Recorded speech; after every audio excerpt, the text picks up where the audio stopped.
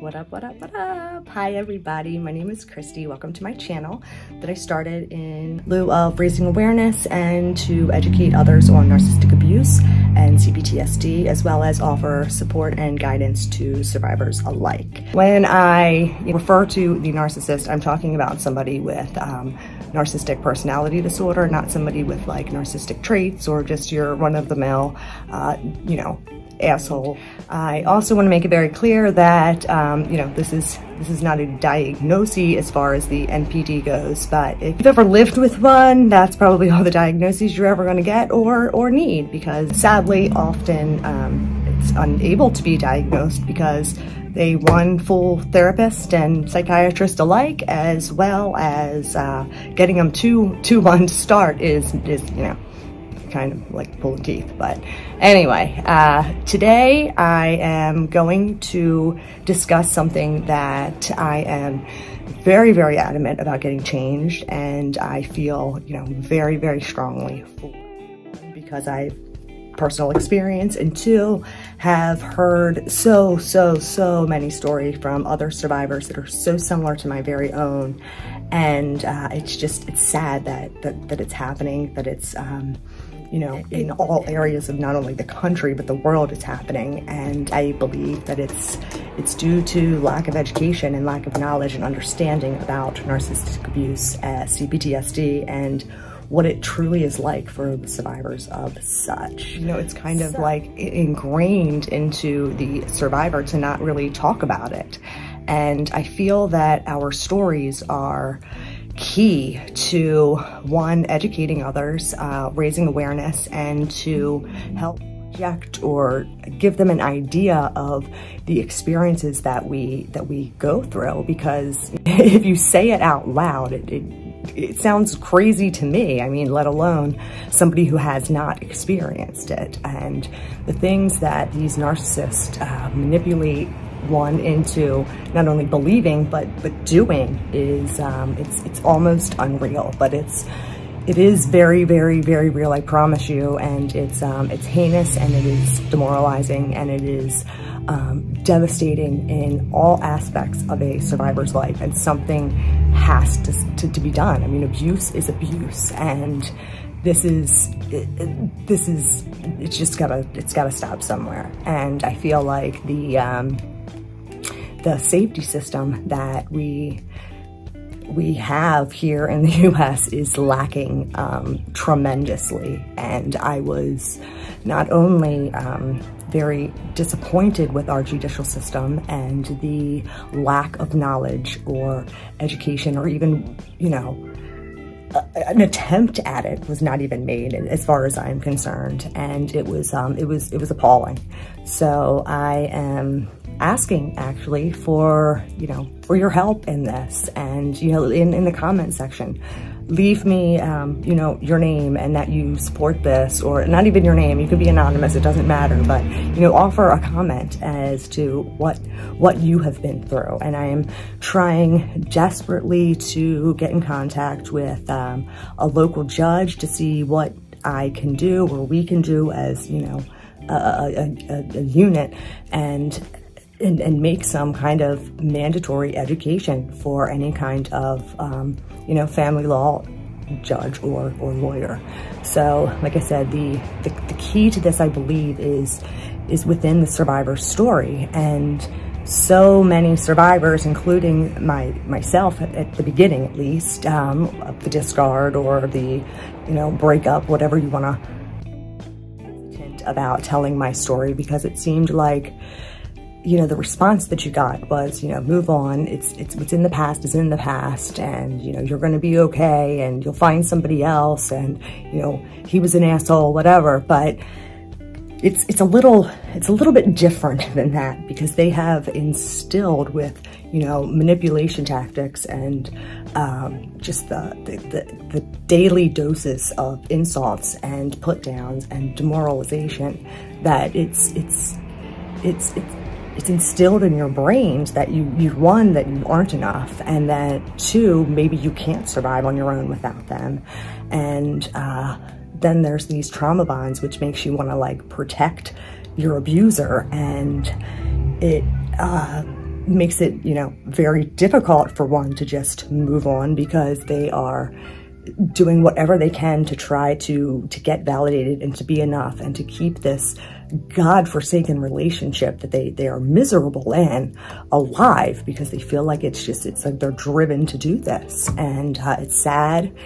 It's very, very sad. It's very, very difficult. And it's probably the worst thing that you can say to a survivor, is to just get over it, move on. The past is the past. I know personally I have struggled with CPTSD, which is complex post-traumatic stress disorder, that I've developed from the continuous repeated traumas, you know, during my 19 years of relationship with the narcissist. Or not gonna diagnose him, because again, I can't, but I've lived with it, and I don't need another diagnosis. Anyway, it's a struggle. It's a daily struggle, and I jump at the drop of a dime. You could turn the corner, and unless I see you coming from a mile away, you're gonna frighten me. I have nightmares. I have nightmares, I suppose, because they're in my sleep, but they're flashbacks of situations that have happened. I have a little bit of an issue with perfectionism, to say the least, and a slew of other things that, you know, I cope with on a daily basis. And it's hard. It's very, very hard. And it's not only unfair, but it's unacceptable that something isn't done in the court system to help protect and to bring some kind of justice for these survivors. So I am, again, asking for your help. And like I said, leave a comment, or, you know, post your story, or whatever you want to do anonymously, or, you know, put your name in, doesn't matter. And I'm still, like I said, doing my best and doing my part, because I feel like it would be wrong of me to not help, at least, you know, even if, like I said, it's just one other person out there, keep them from experiencing the things that myself and many other survivors alike have dealt with, because this is everywhere, people. It is everywhere. I cannot stress that enough. Emotional abuse, narcissistic abuse, psychological abuse. It's in every community. It's in every town. It's in every gender. It's in every age. It's in every race. And it's not seen, because, you know, these wounds, they're not visible, I guess, by the naked eye, and they aren't spoken of. There's several reasons why survivors don't just typically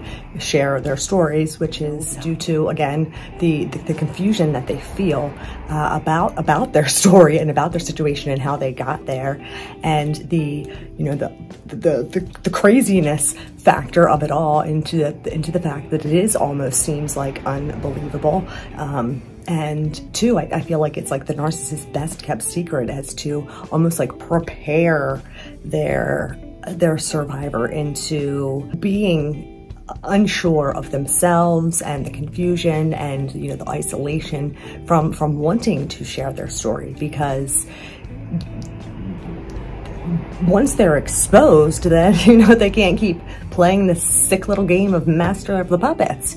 So I think that it's definitely, it's almost like relied on by the narcissist to get the survivor to the point of, you know, the just utter confusion and not being able to decipher, you know, truthhood from falsehood, from their reality to what's really, you know, going on in their traumatized brain. So you're unsure of yourself. You believe, at least at the beginning of like the discard, that they, you know, they definitely can't, or question themselves whether they can really have faith or trust in their what used to be their support system, depending on how long and how well the narcissist was able to isolate them. And it's like you do get to some point where it's just like you have to just put one foot forward and in front of the next, and then you want to just do as little remembering, I guess, about the past that you can. And you've discussed this with other support systems or friends or family or whomever, and you maybe gotten that kind of, not really cold shoulder, but the the lack of education and knowledge about it to know what to do and what can help you and what can, you know, enhance your recovery and, you know, your being able to thrive and not find yourself in yet another situation like this. So again, it is imperative that we do talk about it and we do allow for others to kind of, they'll never experience on the same spectrum that I guess you have, that have, you know, the ones have that have actually lived through such experiences, but, you know, maybe be able to explain and educate others enough that they could possibly, you know, put themselves in. Abuse is abuse, no matter which form that it comes in, and, you know, survivors, their wounds aren't visible to the naked eye, but they cut deep and they're hard and they're very, very, very difficult to deal with in, like I said, every aspect of a survivor's life. And so help each other out. Let's all come together and try to do something, our part, in putting an end in this cycle and helping to educate others and,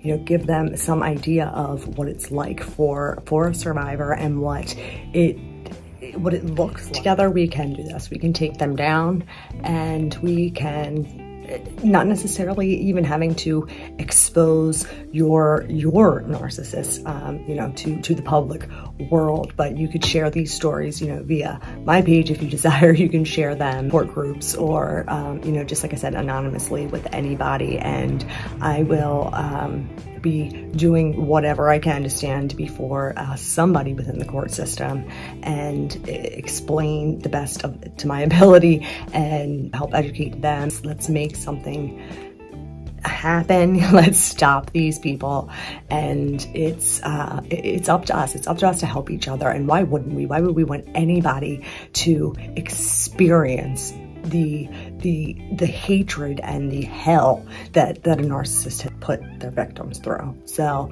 like I said, leave me a comment, do what you can. Let's support each other in this quest to stop these people. And God bless you all. Thanks for watching. And please, please, to every survivor out there, just remember, this is not your fault. You didn't ask for this, and you deserve so much better. All right, people, peace out. Have a great night.